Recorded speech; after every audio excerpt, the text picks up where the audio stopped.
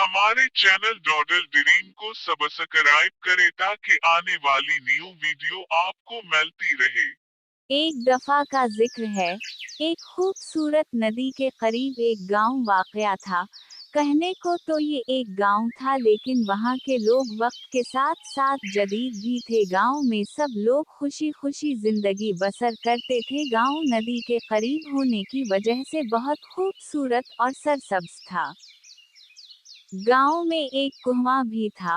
वो कुआं गांव से थोड़ा फासले और सुनसान जगह पर था। वहाँ लोग इस कहवे का इस्तेमाल नहीं करते थे। लोग कहते थे इस कहवे पर जन्नत का बसेरा है। तमाम गांव वाले वहाँ नहीं जाते थे, लेकिन इस कहवे में कोई जन्नत नहीं थे, बल्कि वहाँ एक जानवर रहता था जो खौफनाक आवाजें निकालता था, और गांव वाले समझते के जन्नत हैं। कुछ अरसे तक तो सब ठीक चल रहा था, लेकिन एक दिन कौवे से आवाजें बहुत ज्यादा आने लगी। इन आवाजों की वजह से पूरा गांव खौफजदा हो गया। रात को कोई घरों से बाहर नहीं जाता था। गांव में यासिर साहब रहते थे। इसके दो बेटे थे, एहसान और शबान, जो पढ़ाई के लिए शहर गए हुए थे। शबान साइंस में एक्सपर्ट था और एहसान इंजीनियर की पढ़ाई खत्म हो चुकी थी। इन्होंने अपने वालिदैन को सरप्राइज देने के लिए दोनों एकदम घर आ गए।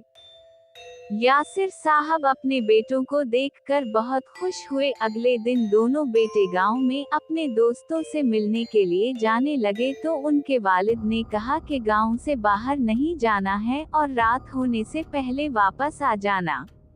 ऐसा क्यों अब्बू जान? ऐसा किया होता है रात को कि हमें जल्दी वापस घर आ जाना चाहिए। बस मैंने कह दिया तो कह दिया, रात होने से पहले वापस आ जाना। चलो शबान, हम अपने बचपन के दोस्तों से मिलने जाते हैं। जिनका नाम अदील और हमजा था, और चारों दोस्त गांव घूमने का इरादा बनाते हैं। तभी उनका अब्बू कहता है, बेटा हमजा, अदील, रात होने से पहले आ जाना।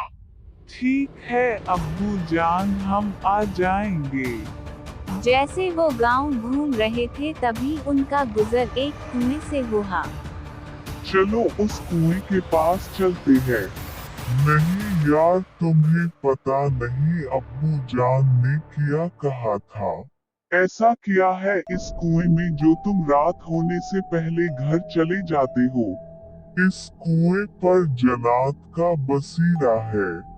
तुम आजकल के दौर में उन बातों पर यकीन रखते हो। ये हकीकत है, इस कुएं से खौफनाक आवाजें आती हैं, हमने सुनी है।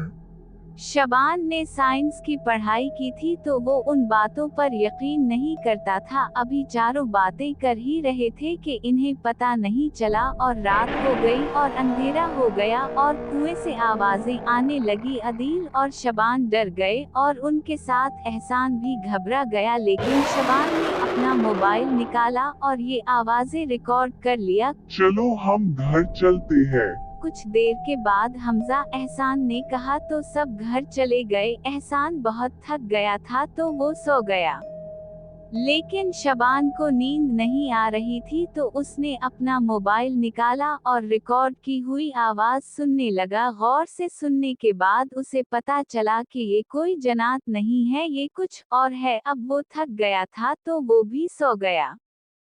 शबान ने एहसान से कहा, क्या तुम्हारे पास ड्रोन वाला कैमरा है? जी हाँ भाई, मेरे पास ड्रोन वाला कैमरा है। जी भाई, मैं आपकी क्या मदद कर सकता हूँ? तुम अपने ड्रोन कैमरे से इस कुएं के अंदर की फुटेज ले लो और इससे पता चल जाएगा कि कौन सा जानवर है।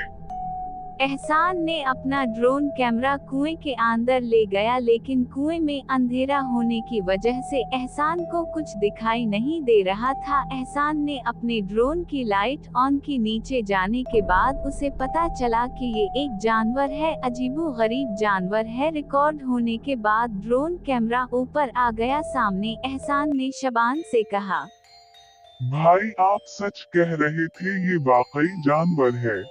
वाकई आपको कैसे पता चला? जब कुएं से आवाज आ रही थी तो मैंने रिकॉर्ड कर ली थी, तो मैंने इस आवाज को ध्यान से सुना तो वो एक जानवर की आवाज थी। इसे बाहर कैसे निकाले, कोई तरकीब बताओ, उसे हम बेहोशी का इंजेक्शन देकर बाहर निकाल सकते हैं। तुम इंजीनियर हो, तुम कुछ करो। एहसान ने अगले दिन ड्रोन बनाया जिससे इस जानवर को ड्रोन के जरिए इंजेक्शन लगाया जा सकता था। एहसान ने ड्रोन के जरिए इस जानवर को इंजेक्शन देकर बेहोश कर दिया और सब गांव वालों ने मिलकर इस जानवर को बाहर निकाला। ये जानवर बहुत अजीब दिखाई देता था। गांव वालों ने शबान और एहसान की जियानत की बहुत तारीफ की। अब गांव में लोग बगैर खौफ के रात को बाहर निकलते हैं।